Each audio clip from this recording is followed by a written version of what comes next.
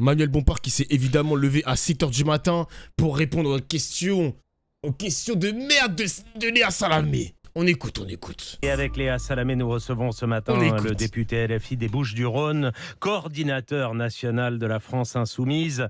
Questions et réactions au 01 45 24 7000 et sur l'application de Radio France. Manuel Bompard, bonjour. Bonjour. Bonjour. Et Mais alors fatigué sur un peu. Inter, en cette semaine politique dense, chargée, incertaine, vous aurez à la France Insoumise votre niche parlementaire jeudi où vous proposerez notamment aux députés de voter l'abrogation de la réforme des retraites et du délit d'apologie du terrorisme. Non, c'est pas dans notre niche parlementaire, ça. Pardonnez-moi de le préciser. C'est une proposition de loi qui arrive. Voilà, proposition qui a le journalisme déclenché de merde, une vive polémique depuis 48 heures. On va y revenir. Ouais, Mais d'abord, c'est quoi cette vidéo? le gouvernement Barnier tiendra-t-il jusqu'à Noël? Jean-Luc Mélenchon disait il y a 10 jours que le gouvernement tombera entre le 15 et le 21 décembre. Vous maintenez ce calendrier? Pour vous, l'affaire est entendue, ça ne fait aucun doute? C'est effectivement l'hypothèse la plus probable, puisque pour l'instant, M. Barnier s'entête à vouloir faire passer un budget qui est un budget injuste socialement, un budget dangereux d'un point de vue économique, un budget irresponsable d'un point de vue écologique. Ils sont toujours d'accord avec le RN, les mecs. Hein. RN et LFI, il n'y a qu'un pas pour qu'ils puissent voter main dans la main la motion de censure. Hein. Et il a ouvert il y a quelques jours la possibilité d'avoir recours à l'article 49.3 de la Constitution pour la prochaine lecture à l'Assemblée nationale, donc sans doute effectivement autour du 15 décembre. Et il est évident que si M. Barnier cherche à passer en force son budget par le 49.3, alors nous déposerons une motion de censure et que cette motion de censure a des possibilités effectivement d'être votée et donc que le gouvernement tombe et que le budget de M. Barnier tombe avec. S'il tombait, s'il venait à tomber, Michel Barnier, ce serait grâce aux voix du Rassemblement national qui voterait cette motion de censure avec vous. Vous les remercieriez de voter avec vous? Si le gouvernement, M. Barnier, devait tomber, c'est parce qu'une motion de censure aurait été adoptée par une majorité des députés à l'Assemblée nationale. Donc, peu importe. Vous savez que sans les voix du Rassemblement national, elle ne passe pas. Il faut qu'il y ait des voix qui ne soient pas uniquement des voix du nouveau Front populaire, ça c'est vrai. Mais moi j'aime trop la lecture que font les journalistes en ce moment, c'est mais les gars, il faudra remercier la LFI pour la motion de censure. Mais les gars, il faut remercier le RN pour la motion de censure. Les mecs, ils vont voter, c'est tout, c'est comme ça. Il n'y a pas de jeu d'alliance alors que le RN a traité les LFistes de antisémites en puissance ou je ne sais pas quoi. Ils sont pas dans l'arc républicain, l'un comme l'autre. Il y aura une censure. Que vous le vouliez ou non, les journalistes, il y aura une censure. Vrai. Mais si le gouvernement de M. Barnier tombe, M. Barnier ne pourra s'en prendre qu'à lui-même. Puisque ça sera la démonstration du fait que dans cette discussion budgétaire, il a refusé de prendre en compte, y compris les amendements que nous avions réussi à faire voter par une majorité des députés à l'Assemblée nationale en première lecture, qui étaient des amendements qui consistaient à faire reposer plutôt les efforts nécessaires sur les plus riches, les milliardaires, les multinationales, plutôt que sur les Françaises et les Français. Donc nous disons, il vaut mieux mettre en place une taxe de 2% sur le patrimoine des 147 milliardaires plutôt qu'augmenter les factures d'électricité pour les Françaises et les Français. Monsieur Barnier préfère faire... Donc les mêmes discours que le RN avec cette hausse de l'électricité. Mais qu'est-ce qui justifie, et ça j'aimerais bien l'entendre de la bouche de Barnier, les mecs, qu'est-ce qui justifie une augmentation de l'électricité alors que l'année dernière et les précédentes années, on a déjà eu une augmentation de l'électricité et alors du gaz, je crois aussi qu'il y avait le gaz. Qu'est-ce qui le justifie? Genre, moi j'aimerais bien le comprendre, j'aimerais bien le savoir parce que il propose cette taxe, une augmentation de taxe, il sait que le RN est contre, sinon il y aura une censure, mais il s'entête dans cette bêtise d'augmenter l'électricité. Moi, j'arrive pas à comprendre. Franchement, je comprends pas. Des fois, Emmanuel Macron, Michel Barnier, aucun commentaire de la part du président. Le mec, il est en retrait. Pour une fois qu'il respecte la séparation des pouvoirs, c'est le Premier ministre qui dirige la feuille de route, qui dirige les débats à l'Assemblée nationale avec Yael Braun-Pivet, etc. Pour une fois qu'il respecte sa place, moi, je comprends pas. C'est se tirer une balle dans le pied, là, Michel Barnier, mon gars. Faut se réveiller, là. Wake up. Payer les Français. Non, vous savez que M. Barnier a imposé dans le budget aussi de taxer davantage les milliardaires et les grandes entreprises qui font des profits, ce qui n'était pas le cas depuis 7 ans. Vous savez qu'il y a eu une avancée de ce point de vue. De manière provisoire, temporaire et de manière trop limitée, puisqu'il propose aussi de reporter la revalorisation des retraites, il propose aussi d'augmenter... C'est le manque à gagner des voitures électriques par rapport à l'essence qui est taxé à mort. Ouais, mais rien ne justifie que ça... Tu vois, encore une fois, ça, c'est des budgets qui tapent encore une fois sur le portefeuille des Français, des prolétaires, des smicards, etc. Et ça, franchement, faut pas l'accepter. Encore une fois, faut pas l'accepter. Il faut aller chercher, comme le disent les filles, il faut aller chercher l'argent là où les gens en ont bien profité pendant le Covid, l'après-Covid, pendant l'inflation. Il y a des périodes comme ça où, désolé, il y a eu des bénéfices records. Faut aller les chercher. Et les taxes sur mais en fait, aujourd'hui, ce matin, vous attendez de savoir ce que Marine Le Pen va faire, en fait. Puisque c'est, vous savez, il n'y a plus de troisième voie de compromis, globalement. Donc, soit il passe en force en 49.3, de toutes les manières, il y a motion de censure que vous voterez. Là, maintenant, on attend de savoir ce que décide Marine Le Pen. C'est ce que vous attendez, vous, Manuel Bompard, de savoir si Marine Le Pen y va ou pas. Madame Salamé, on attend d'abord de savoir ce que Monsieur Barnier va faire. Monsieur Barnier pourrait aussi décider que non, il change complètement d'avis, que finalement, oui, les amendements que nous avons réussi à faire déposer à l'Assemblée nationale sont justes parce qu'ils permettent de ne pas faire reposer la charge sur tous les Français, mais plutôt de mettre à contribution ceux qui en ont les moyens. Mais je dois dire avec honnêteté que je vois bien que ce n'est pas le chemin que prend Monsieur Barnier aujourd'hui. Je pourrais vous faire croire que Monsieur Barnier va reprendre notre budget, mais pour ça, il avait une possibilité. C'est à la fin de l'examen des amendements à l'Assemblée nationale, les députés macronistes auraient pu voter pour. Ils se sont alliés avec le Rassemblement national, là en l'occurrence pour voter contre. Manuel Bompard, si le budget n'est pas voté, ça veut dire qu'on ira vers une crise politique, mais aussi une crise financière dans un contexte tendu. Ouh là là là là là là. Alors selon le Parisien, Emmanuel Macron se dit persuadé en privé que le gouvernement de Michel Barnier va tomber. Une déclaration off fermement démentie ce soir par l'Elysée qui précise que le président n'est pas un commentateur de l'actualité.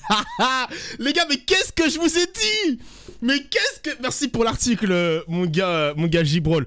Qu'est-ce que je vous ai dit? Macron, commentateur, prend un peu de distance. Il se mouille pas trop pour défendre sa feuille de route, hein, parce que c'est la feuille de route d'Emmanuel Macron que Michel Barnier essaie de conduire tant bien que mal. Mais Macron, commentateur politique, peut-être qu'un jour il va streamer, on sait pas les mecs, hein, on sait pas. Hein. La porte-parole du gouvernement dit que le risque c'est un scénario à la grecque.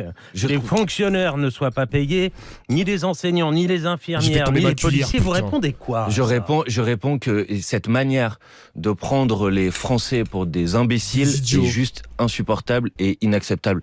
En France, vous savez, si le gouvernement de Monsieur Barnier tombe autour du 15 décembre, qu'est-ce qu'il va se passer? Il faut arrêter ces discours catastrophistes. En France, il n'y a pas de shutdown, hein, comme on dit aux États-Unis. Non, il n'y a pas de shutdown, mais il y a un risque sur les... D'ailleurs, il l'a dit aussi, Sébastien Chenu. Mais ça, encore une fois, les mecs, cette stratégie, parce que Gabriel Attal l'a opéré hier, cette stratégie de dire que s'il y a une censure du gouvernement, c'est la catastrophe, c'est le bordel.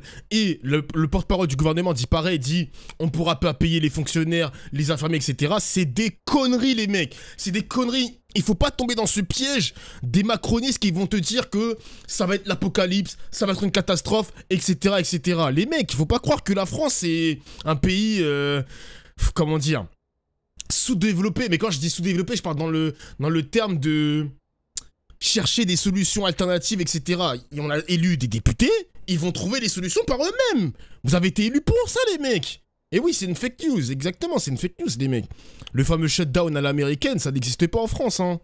Ça a l'air des fonctionnaires. Non, pas du tout. Qu'est-ce qui va se passer si le gouvernement tombe au 15 décembre? Il va y avoir la possibilité de mettre en place un nouveau gouvernement. Et ce nouveau gouvernement, il aura un grand avantage par rapport au gouvernement précédent, c'est qu'il ne sera pas tenu par le délai constitutionnel de 70 jours pour travailler son budget. Et donc, à partir de ce moment-là, il aura du temps pour mettre en place un nouveau budget qui permet d'avoir d'autres recettes et une discussion ensuite pour décider de comment on dépense ces recettes, tout simplement. Il n'y a aucun risque de conduire à une situation dans laquelle les fonctionnaires ne sont pas payés ou les services publics ne fonctionnent plus. Ce n'est pas vrai, c'est un mensonge pur et simple. Le calendrier parlementaire permet tout à fait, dans ce cas-là, de discuter et de mettre en place un autre budget. Mais si le gouvernement tombe, nous proposerons un gouvernement du nouveau Front Populaire qui a fait la démonstration dans la discussion budgétaire qu'un autre budget est possible, tout simplement. Mathilde Panot disait... Mais là, il y a tout qui pète en même temps, les mecs, hein, parce que j'ai vu que les mouvements des agriculteurs continuent en France.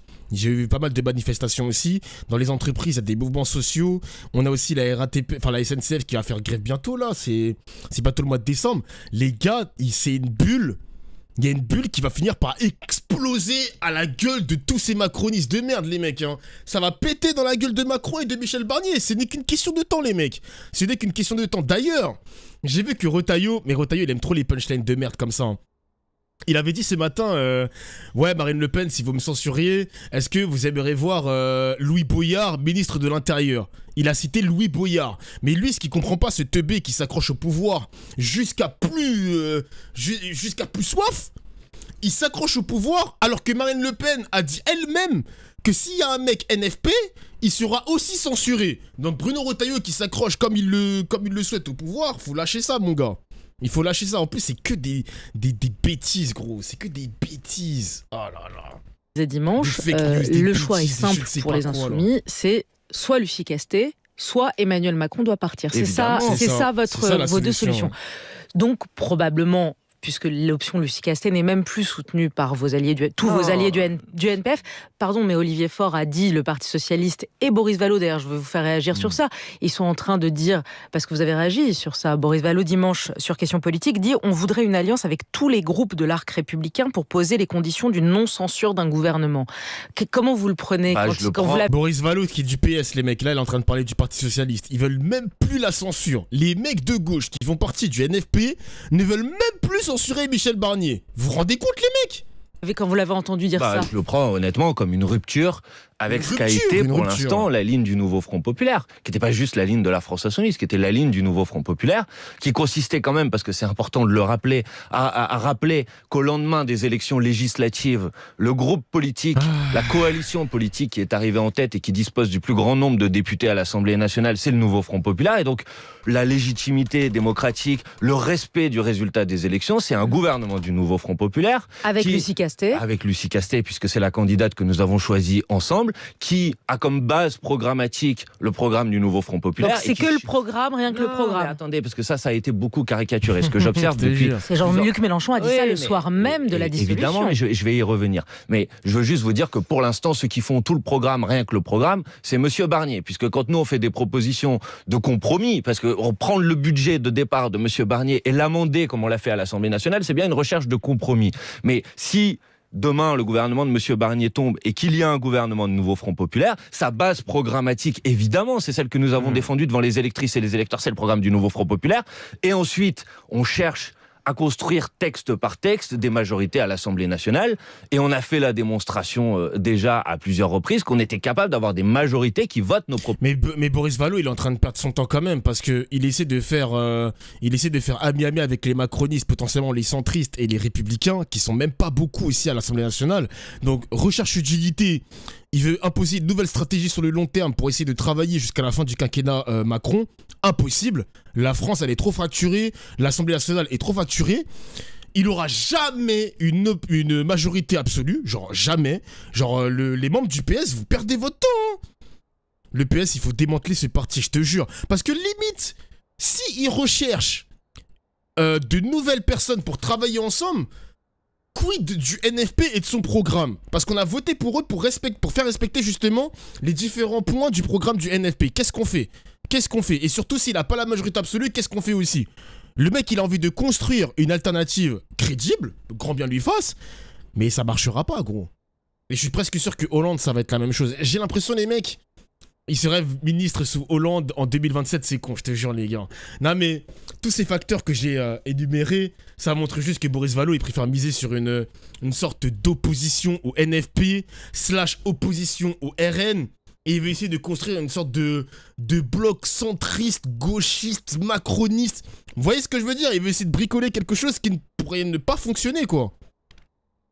Ça ne pourrait pas fonctionner. Du coup, tu la vois la suite comment alors? S'il n'y a pas d'alliance, alors pas de gouvernement de gauche, et donc autant laisser Barnier, non? Bah, le problème, et ça, le RN l'a dit hier, et Manuel Bompard le dit encore une fois aujourd'hui, la seule personne qui peut débloquer la situation, c'est que Michel Barnier, les mecs. Hein. Si Michel Barnier change son fusil d'épaule, revoit sa copie sur le budget, il y a un moment où... il peut éviter une censure. C'est la seule personne qui a les cartes en main. La démission d'Emmanuel Macron, c'est l'option numéro 2, je suis d'accord avec vous aussi, le chat. Mais là, les membres du PS qui font partie du NFP, qui vont finalement aller chercher d'autres alliés. Les gars, on est où, là? On est où, frère? Plus jamais PS, les mecs. Et j'étais le premier à le dire. Moi, j'étais le premier à le dire pendant les législatives. Plus jamais PS. C'est pas possible de travailler avec ces mecs-là. C'est pas possible. Tôt ou tard, c'était sûr qu'on allait être déçus du PS, les mecs. C'était sûr. C'était sûr, gros. proposition de loi à l'Assemblée nationale. Et j'espère d'ailleurs qu'on fera une nouvelle démonstration jeudi, puisque la réforme sur l'abrogation de la réforme des retraites, elle peut avoir une majorité des députés. C'est bien la preuve que des propositions issues du programme du nouveau Front populaire peuvent réunir une majorité des députés à l'Assemblée nationale. Admettons que le gouvernement Barnier tombe. Il se passe quoi exactement après, Manuel Bompard? Vous espérez qu'Emmanuel Macron démissionne, qu'une présidentielle anticipée soit convoquée? Jean-Luc Mélenchon dit qu'une élection présidentielle anticipée nous pend au nez. Au moins vous avez votre candidat dans cette hypothèse, puisqu'il a dit lui-même, si c'est une élection qui a lieu tout de suite, sans doute que je peux être incité à y aller. Il est le mieux placé à gauche. Oui, mais d'abord je vais répondre à votre début de question. Si le gouvernement de M. Barnier tombe, je redis ce que je vous ai dit, la première chose que nous disons, c'est que nous sommes prêts à constituer un gouvernement du nouveau Front populaire. Donc c'est plan A, Lucie Castet, plan B, Jean-Luc Mélenchon, candidat. Non, mais ça ne vous a pas échappé que malheureusement, sans doute, ce n'est pas moi qui décide de qui nous nommons comme Premier ministre. Il y a une personne qui le fait, et il s'appelle Monsieur Macron, il a un nom et une adresse, comme on dit, et il habite à l'Élysée. Donc c'est lui qui peut décider de nommer Lucie Castet et un gouvernement du nouveau Front populaire. S'il ne le fait pas, s'il refuse à nouveau de le faire, alors oui, j'assume de vous dire que dans ce cas-là, je pense que la seule manière de débloquer une situation institutionnelle qui sera une situation institutionnelle instable, parce que vous pouvez renommer Monsieur Barnier, mais ça va produire le même... Il n'y a pas 36 000 solutions, les mecs, soit NFP, soit démission. Et en plus, le RN, et c'est là le problème du RN, c'est que eux, ils veulent sans doute une censure de Michel Barnier, mais quel serait le plan B pour eux? Qu'est-ce qu'ils aimeraient qui comme Premier ministre? Parce qu'ils ont dit qu'ils vont censurer un gouvernement NFP, un gouvernement de gauche, mais les mecs, il n'y a même pas d'alternative. Ils vont même pas mettre Bardella Premier ministre, c'est impossible. À moins qu'il y ait des annonces dans les prochains jours, prochaines semaines, on ne sait pas. Mais là, on est dans une situation extrêmement bloquée. Extrêmement bloquée, les mecs. Qu'est-ce qu'on peut faire? Qu'est-ce qu'ils peuvent faire? Même résultat. Vous voulez une démission du président de la République? Dans ce cas-là, c'est le départ du président de la République qui est souhaitable. Tout simplement parce que c'est lui le responsable du blocage. Et s'il doit y avoir une élection présidentielle anticipée, vous avez vu, je n'esquive aucune de vos questions. S'il doit y avoir une élection présidentielle anticipée, c'est Jean-Luc Mélenchon. Je rappelle que dans ce cas-là, le délai constitutionnel, parce que c'est quand même intéressant que tout le monde le sache, c'est entre 20 et 35 jours, entre le moment de la démission et le moment de l'élection présidentielle anticipée. Et je dis que oui, il me semble que dans ce délai, la personne qui est la mieux placée aujourd'hui pour porter les couleurs de la France insoumise, mais je l'espère au-delà de tous ceux qui voudraient le faire avec nous, je pense effectivement que dans ce délai-là, c'est Jean-Luc Mélenchon qui est le mieux placé. Bien parlé. Simplement. Il y a eu une grande enquête électorale d'Ipsos publiée dans Le Monde en août. Jean-Luc Mélenchon est la personnalité politique de très loin la plus rejetée par les Français, avec 80... La plus rejetée, 3% de jugements défavorables, 68% de jugements très défavorables. Mais vous y croyez mordicus, c'est le meilleur. Nicolas Demorand, vous... Attends, mais ça a été sondé par combien de personnes là? Parce que moi, les sondages, je me méfie trop. Hein.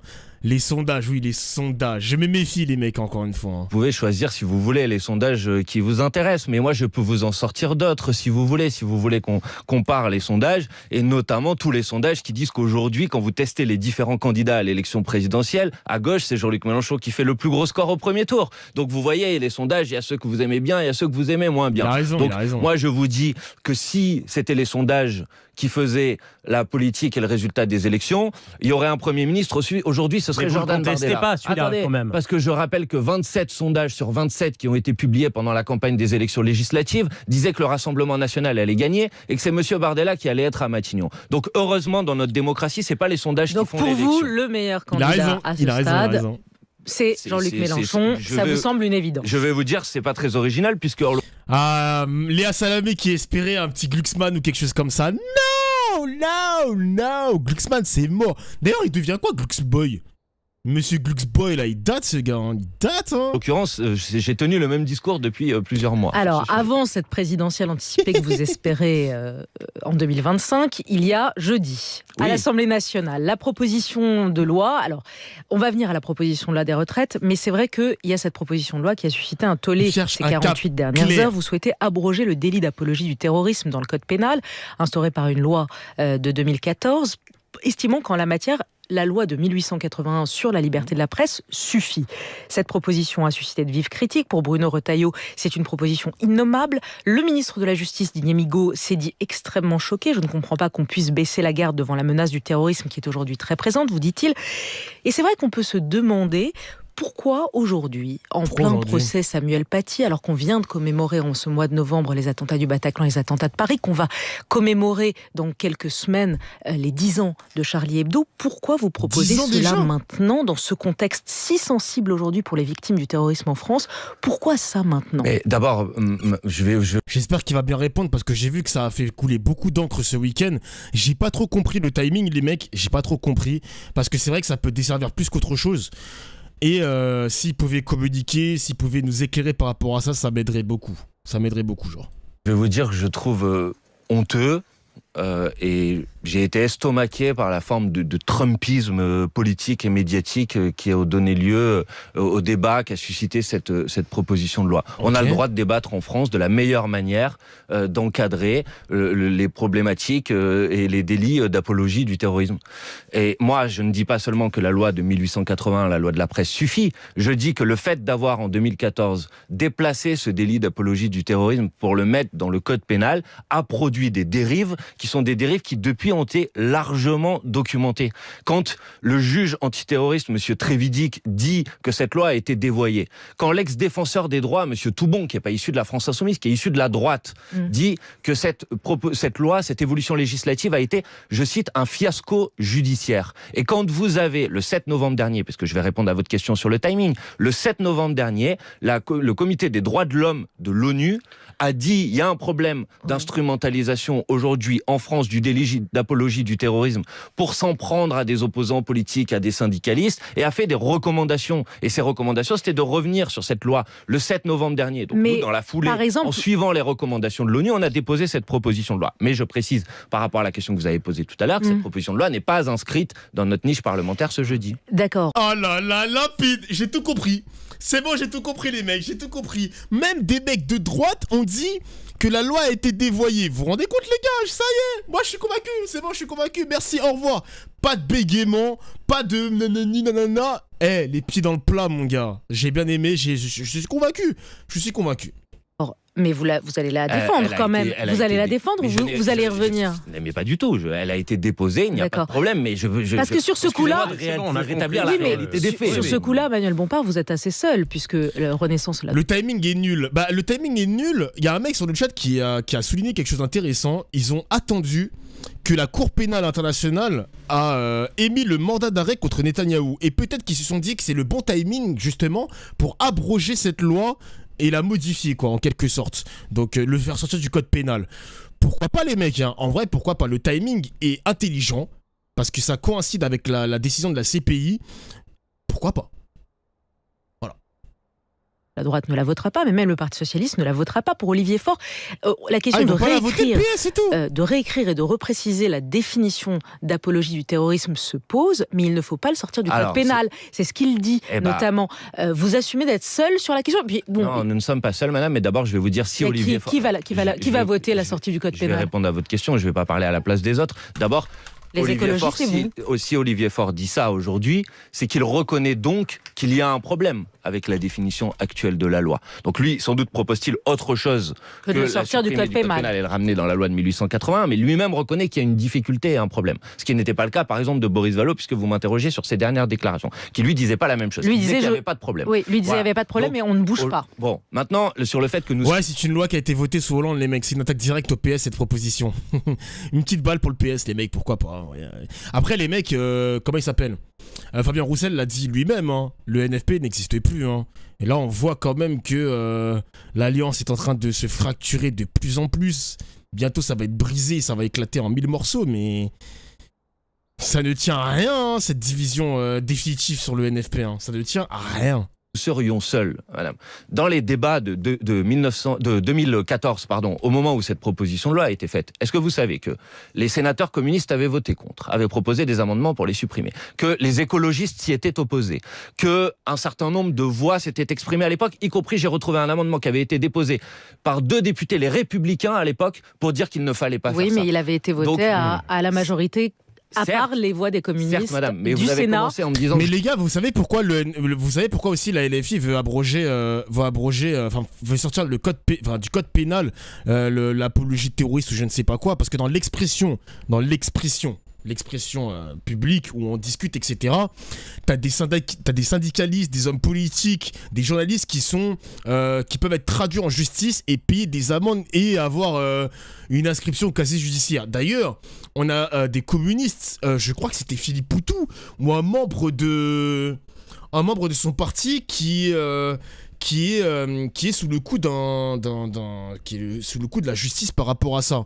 Donc là, ils veulent briser la liberté d'expression exactement. Je crois que c'est jusqu'à 5 ans de prison, les mecs. Hein. Jusqu'à 5 ans de prison avec une grosse amende. Et la LFI veut sortir du code pénal ce délit, on va dire ça comme ça, on va un peu grossir, parce que ça instrumentalise la lutte antiterroriste, parce que, vas-y, il y a des militants qui sont chassés, des militants politiques, syndicaux, etc. Et je peux comprendre. La LFI aussi, évidemment, parce que je crois que Mathilde Panot aussi, elle a des problèmes judiciaires par rapport au même motif. Donc, je peux comprendre le timing, surtout quand il intervient au moment où la CPI a délivré le mandat d'arrêt contre Netanyahou et son ancien ministre de la Défense. Je peux comprendre. Ça sert juste à museler l'opposition, ça n'a jamais servi à autre chose. J'entends ce que tu dis et je suis d'accord. Parce que là, LFI défend justement cette position-là de préserver cette forme de liberté d'expression tout en maintenant des outils adaptés, quoi, pour poursuivre des infractions graves. Je vois un peu. J'ai la vision de ce qu'ils veulent faire. Parce que moi, j'ai rien compris durant le week-end. J'ai rien compris, les mecs. J'ai juste vu des top tweets, des Bruno Retailleau qui a parlé, Bardella, Marine Le Pen, etc. Tous les opposants politiques, même Éric Ciotti, ont tous fait leurs commentaires de merde. Mais j'avais pas compris, j'avais rien compris, mais je suis content maintenant de comprendre.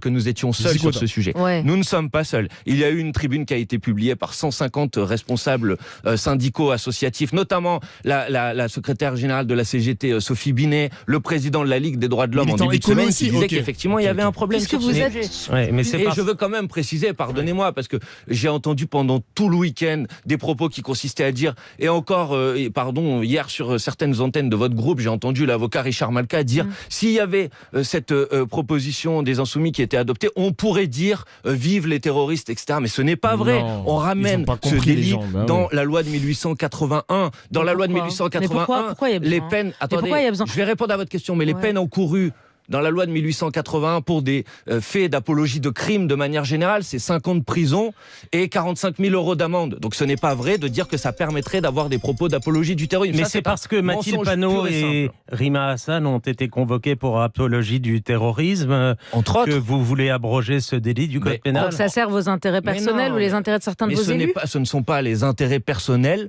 que de considérer que dans une démocratie, il n'est pas normal qu'une présidente de groupe parlementaire puisse être convoqué au commissariat pour rendre compte sur des tracts. Ça, c'est pas possible, ça peut pas fonctionner une démocratie. Vous me posez la question, pourquoi ? Je vais aller vite. Pourquoi ? Parce que qu'est-ce que ça a changé de le mettre dans la loi en 2014, de le mettre dans le code pénal ? Ça a changé qu'on peut utiliser des méthodes de l'antiterrorisme aujourd'hui pour lutter contre la forme d'apologie du terrorisme. Ça veut dire, la menace de terrorisme est beaucoup plus élevée qu'avant 2014, vous le savez, Manuel Bompard. Ça veut dire qu'on peut décider de faire des comparutions immédiates. Ça veut dire qu'on peut décider de mettre sur écoute des personnes parce qu'elles sont suspectées d'avoir fait un délit d'apologie du terrorisme. Ça veut dire que Mathilde Panot, la présidente du groupe parlementaire d'opposition insoumis, parce qu'une association considère qu'un tract est une forme d'apologie du terrorisme, pourrait être mis sur écoute. Et ça vous pose pas de problème en démocratie.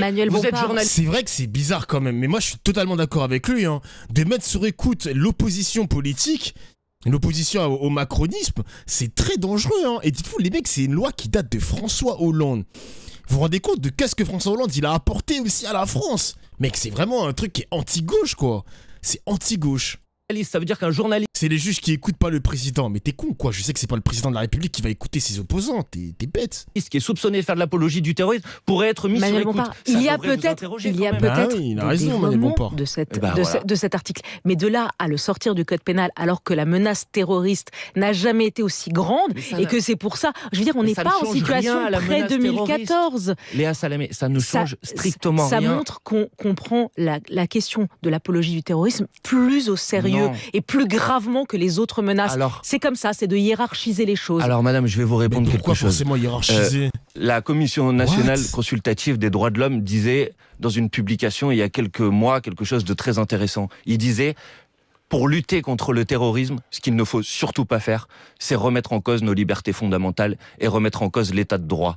Parce que quand on fait ça, on lutte pas contre le terrorisme. Au contraire, on donne raison aux terroristes qui veulent déstabiliser nos démocraties, qui sont des adversaires de la démocratie et qui veulent déstabiliser notre état de droit. Et donc, je pense qu'il faut lutter de manière implacable contre le terrorisme et que pour lutter de manière implacable contre le terrorisme, il faut le faire en respectant toujours nos libertés fondamentales. Sinon, on donne raison aux motivations des terroristes. Voilà ce que je pense. Encore un mot, Manuel Bompard, sur le sujet. Vous avez écrit sur X que ce délit avait été inscrit dans le code pénal en 2014 parce que, je vous cite, Bernard Cazeneuve, alors au gouvernement, avait cédé en 2014 donc aux pressions des réseaux fascisants. Qu'est-ce que ça veut dire que Bernard Cazeneuve est sous influence fascisante? Non, alors attendez, ne me faites pas dire ce que je n'ai pas dit. Mon tweet est très clair. Cédé aux pressions des réseaux. Bernard Cazeneuve avait cédé aux pressions des réseaux fascisants. Ça veut dire qu'il y a des pressions effectivement de réseaux plutôt inspirés et plutôt positionnés à l'extrême droite de l'échiquier politique, qui, en matière de respect des libertés fondamentales et de respect de l'état de droit, mènent pression de manière générale pour essayer de rendre la loi moins protectrice de nos libertés fondamentales. Et je vais vous dire, peut-être qu'il y a une erreur dans mon tweet, je vais vous dire laquelle, c'est qu'il n'y avait pas à l'époque que les pressions des réseaux fascisants. Il y avait aussi des gens qui, à l'époque, étaient de bonne foi et ont considéré qu'il fallait faire cette évolution. C'était le cas du juge Trévidic, il l'a dit lui-même, ex-juge antiterroriste. Mais sauf que le juge Trévidic, aujourd'hui, qu'est-ce qu'il dit? Il dit qu'il faudrait avoir le courage d'oser revenir en arrière. Et ben nous avons le courage d'oser proposer de revenir en arrière. Donc vous allez retirer. Tu vois, par exemple, si c'était ce fameux Trévidic, ancien juge antiterroriste, je ne sais pas quoi, qui avait proposé ça, ça aurait pas fait du buzz. Mais comme c'est la France insoumise, les mecs, ça vole en éclats. Et ne dites pas ça. Et c'est les amis des mollahs, c'est les amis des Iraniens, c'est les amis des islamistes et ceci. Écoutez au moins ce qu'il dit. Là, c'est limpide ce qu'il vient de dire, monsieur Manuel Bompard. Écoutez au moins jusqu'au bout. Au lieu d'aller faire le premier tweet en mode « Ah, c'est pas possible, mais qu'est-ce qu'ils veulent? Ils sont pas dans l'arc républicain. » Écoutez-le au moins. Mais c'est pas possible. Votre tweet? Non, pas du tout. Il ne dit pas quelque chose de faux. Attends, il a dit quoi? Donc vous allez retirer votre tweet? Non, pas du tout. Il ne dit pas quelque chose de faux, mon tweet. Il dit quelque chose de juste. Mais peut-être aurais-je dû le compléter en disant qu'il y avait aussi des gens de bonne foi qui avaient poussé à l'époque et qui finalement ont changé d'avis aujourd'hui. Dans votre niche parlementaire de jeudi, vous allez proposer d'abroger la réforme des retraites en ramenant l'âge de départ à 62 ans. Mais vous ne voulez pas vous arrêter à la réforme Borne uniquement. Vous voulez aussi abroger la réforme Touraine, votée sous François Hollande, et ramener la durée de cotisation de 43 à 42 annuités.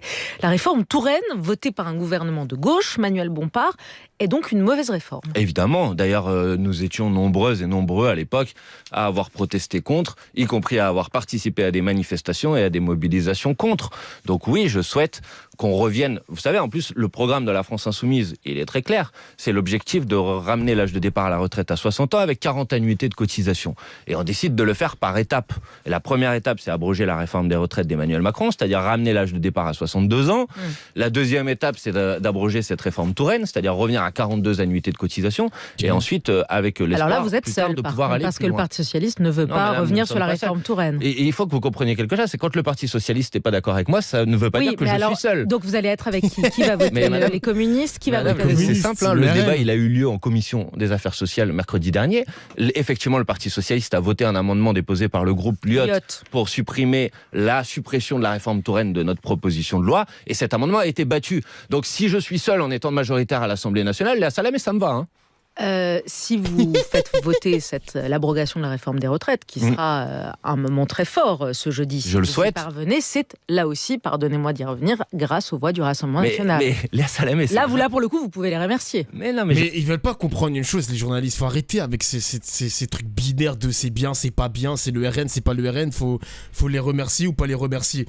C'est comme ça la politique, c'est dans les intérêts des Français. Ils ont le même intérêt, le RN et LFI, c'est d'abroger la réforme des retraites. Là, on parle pas d'immigration, on parle pas de l'arabe de cité ou du noir de cité qui foutent la merde. On parle juste des retraites, rien que des retraites. C'est pas possible, c'est du cinéma les journalistes là. Je ne vais pas remercier qui que ce soit. Putain, merde. Quand vous déposez une proposition de loi à l'Assemblée nationale, il se trouve qu'il y a 577 députés, et dans ces 577 députés, il y a des députés du Rassemblement national. Donc voilà. Soit vous proposez de les exclure complètement et qu'ils puissent plus voter, mais je crois pas que c'est ce que vous proposez, donc à partir du moment où ils sont là, il faut faire avec. Maintenant je vais vous dire, parce que c'est quand même le plus important, ce qui est scandaleux aujourd'hui, c'est que moi je souhaite que ça soit voté, mais que vous avez aujourd'hui les députés macronistes qui ont déposé, c'était hier soir à 17h la date limite de dépôt des amendements, 1000 amendements sur une niche parlementaire, avec des amendements très importants. Ils veulent jouer le temps. Celui qui consiste à modifier le titre pour modifier la loi en disant ce n'est pas la loi pour abroger la réforme des retraites, mais c'est une loi démagogique pour abroger la réforme des retraites. On peut mesurer, je crois là, la qualité du travail parlementaire fait par les groupes macronistes. Mais c'est scandaleux. C'est un hommage à ce que vous avez fait, vous, pendant la réforme des retraites, en déposant des milliers d'amendements pour jouer le temps. Est-ce que vous connaissez la différence entre un débat qui dure 15 jours d'initiative gouvernementale, le gouvernement a la maîtrise de l'agenda parlementaire, donc le gouvernement, quand il y a trop d'amendements, il peut décider d'ouvrir des séances supplémentaires, qu'on prenne un mois s'il faut pour débattre d'une proposition de loi. Là, on est dans le cadre d'une niche parlementaire. La niche parlementaire, elle commence à 9h et elle se termine à minuit. Donc, c'est inédit d'avoir une stratégie qui soit une stratégie d'obstruction parlementaire sur une niche parlementaire. J'ai vu monsieur Bayrou, qui est soi-disant président du mouvement démocrate, assumer et revendiquer à la télévision, qui voulait empêcher l'Assemblée nationale de voter sur une proposition de loi qui a été, à l'époque, rejetée par 90% des Français, par l'ensemble des organisations syndicales et qui n'avait pas de majorité à l'Assemblée nationale. On est en démocratie, l'Assemblée, elle doit pouvoir voter sur ce sujet. Donc moi, j'appelle solennellement... Les gars, vous vous rendez compte? Mais là, moi, je suis désolé, vous dites CSC parce que les LFistes, ils ont fait la même chose l'année dernière. Mais là, vous vous rendez compte de qu'est-ce que les macronistes sont capables de faire pour maintenir une réforme que aucun Français ne veut. Aucun Français ne veut ça, mon gars. Vous voulez pas comprendre ça? Ne veulent. C'est ouf quand même. Ils sont capables de faire de l'obstruction parlementaire. Vous ne voterez pas l'abrogation. On va tout faire pour ne pas voter cette abrogation, etc. etc. Mec, cette démocratie est partie en couille, exactement. Cette démocratie est partie en couille. Les députés macronistes à retirer leurs amendements d'obstruction parlementaire. Et sinon, je les préviens, nous ferons un travail d'affichage sur leur circonscription pour dire quels sont les députés macronistes qui sont à l'initiative d'avoir empêché l'Assemblée nationale de voter sur ce sujet. Eh ben, nous dirons les amendements qui ont été déposés par les députés macronistes. Nous le ferons sur leur circonscription pour que les Françaises et les Français, leurs électrices et leurs électeurs... On la photo du député que vous collerez partout en disant il a déposé tel amendement. Je ferai un travail d'information. C'est important que les électeurs, y compris macronistes, sachent à quel type de pratique se livre. Non mais Trashigator, bonjour à toi, je pense que c'est ton premier message sur le stream, mais vous dites CSC, c'est contre votre camp, à vous de garder cette loi de zinzin, le chat. Non mais, il y a des mecs qui s'en foutent dans mon chat, c'est des droitards qui sont anti-LFistes. Je les ai pas bannis, parce que moi je suis en démocratie, tout le monde peut débattre sur mon chat, dans le respect évidemment, mais il y a quelques droitards qui sont en mode eh mais CSC, vous avez fait la même chose pour la réforme des retraites version Macron, personne n'en veut, imbécile. Donc c'est normal qu'ils vont utiliser une stratégie de merde comme ceci pour empêcher de faire passer une loi de merde. Personne n'en veut de cette réforme des retraites, tu peux la comprendre ça au moins. Ton daron qui va travailler 2 ans de plus, tu penses à ton père? Est-ce que tu penses à ta mère aussi? Mec, c'est un truc de ouf quand même. C'est un truc de ouf. On n'en veut pas de cette réforme des retraites, les Français n'en veulent pas. T'es qui pour décider à la place des Français? Tu es qui? Mais c'est une dinguerie, on n'en veut pas, respecte ça, bordel. Leurs parlementaires. Manuel Bompard, Boualem Sansal, l'écrivain, a été arrêté il y a plus d'une semaine maintenant en Algérie. Les prix Nobel de littérature, Annie Ernaux, Le Clésio, Orhan Pamuk. Allez, t'es ban, tu reviens dans une semaine. Voilà, j'avais parlé de liberté d'expression sur mes streams, tu m'as cassé les couilles. Allez, une semaine, tu reviens dans une semaine. Ça va me faire tellement du bien de plus le voir pendant une semaine. Ça va me faire tellement du bien. Oh là là là là là. Wole Soyinka ainsi que plusieurs écrivains, dont Salman Rushdie et Roberto Saviano, ont demandé sa libération immédiate dans une tribune publiée dans Le Point. Vous demandez aussi ce matin cette libération, cette arrestation vous inquiète? On parle de l'écrivain algérien qui a été arrêté en Algérie. On ne peut pas être d'accord avec le fait qu'un écrivain soit arrêté, en plus dans des conditions qui sont quand même des conditions très opaques. Donc vous demandez sa libération immédiate. Effectivement, il y a cette tribune que j'appuie et que je soutiens, signée notamment par Annie Ernaux. Donc oui, je demande sa libération, mais je veux dire de manière plus générale qu'il y a d'autres cas aussi de restrictions ou d'arrestations arbitraires sur lesquels nous nous sommes toujours mobilisés. Un chercheur, Victor Dupont, qui a été détenu pendant plusieurs semaines en Tunisie. On a obtenu sa libération, c'est une bonne chose. J'observe aussi, parce que je veux pas avoir d'indignation à géométrie variable, j'observe aussi que quand une universitaire se retrouve interdite de conférence au Parlement européen parce que Madame Maréchal Le Pen a demandé l'interdiction de sa conférence, là, j'entends moins les réseaux d'extrême droite se mobiliser sur ce sujet. Donc moi, j'ai pas d'indignation à géométrie variable. Un écrivain, il doit pas être en prison en fonction de ses écrits et de ses opinions, quel que soit ce qu'on peut penser par ailleurs de ses opinions. On est très en retard. Anne Hidalgo annonce ce matin qu'elle ne briguera pas de 3e mandat à la mairie. Let's go! Anne Hidalgo qui va partir en espérant que ce soit toujours la gauche parisienne, hein, pas la droite, hein, parce que je sais pas qu'est-ce qu'ils peuvent faire. Oh là là, Anne Hidalgo, les gars, qui dégagent, putain, let's go! Mairie de Paris en 2026, un commentaire? J'observe surtout qu'elle adoube un successeur qui, comme l'autre candidat qui s'est proposé avant, disent tous la même chose. Il n'est pas question de travailler avec la France Insoumise. Je trouve que pour des gens qui prétendent au niveau national défendre l'union à gauche, ces initiatives de division qu'on observe à Paris mais qu'on observe partout en France sont insupportables. Et vous avez déjà votre candidat pour Paris? Non, on n'a pas encore de... En vrai, la version Paris d'Anne Hidalgo, c'est la meilleure. Non, les mecs, non, la fermeture des berges de Paris, le passage à 30, le passage au périph' à 50 km/h, c'est une catastrophe, les mecs. Je vous jure, les mecs, que ça pue sa mère. Vraiment. Et l'interdiction des trottinettes, qui était finalement une bonne idée, hein. Moi, je circulais beaucoup en trottinette, ça a été viré de Paris et tout. Sur décision, il y a eu un vote citoyen quand même. Mais Anne Hidalgo qui s'est débarrassée de ça, les mecs, il n'y a rien. Il n'y a rien à retenir dans Paris, les mecs. Il n'y a rien, gros. Elle est bien, Hidalgo. Ah, moi, j'aime pas du tout. Moi, personnellement, les gars, je suis pas en accord avec elle. J'aime pas. Vraiment, je n'aime pas. De candidate, mais ce que j'observe, c'est que Monsieur Grégoire, qui s'est présenté la semaine dernière, et Monsieur Ferraud, que adoube Madame Hidalgo, disent tous les deux, il n'est pas question de faire avec les Insoumis. C'est pas très NFP compatible, tout ça. Merci, en tout cas. J'avoue, ça me fume quand même, hein. Eh mais les mecs, ça me fume de se dire que des mecs de gauche te disent non, on va pas travailler avec la LFI. Mais les gars, vous êtes dans la même alliance en fait. Jure, un nouveau sub. Je vous rappelle que vous êtes dans la même alliance. Allô, genre, vous pouvez pas dire ça quand même de but en blanc, ouais. Je respectais vos alliés.